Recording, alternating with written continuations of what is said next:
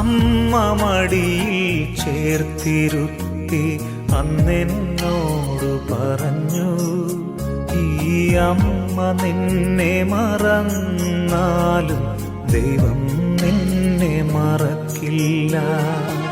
അമ്മ മടിയിൽ ചേർത്തിരുത്തി അന്നെന്നോടു പറഞ്ഞു, ഈ അമ്മ നിന്നെ മറന്നാലും ദൈവം നിന്നെ മറക്കില്ല.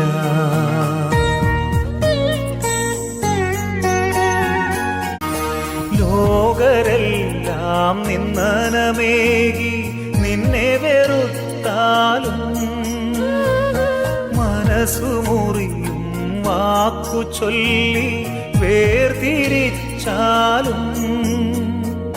എൻ കുഞ്ഞേ നീ ഏകനല്ല, ദൈവം നിന്നെ വെറുക്കില്ല.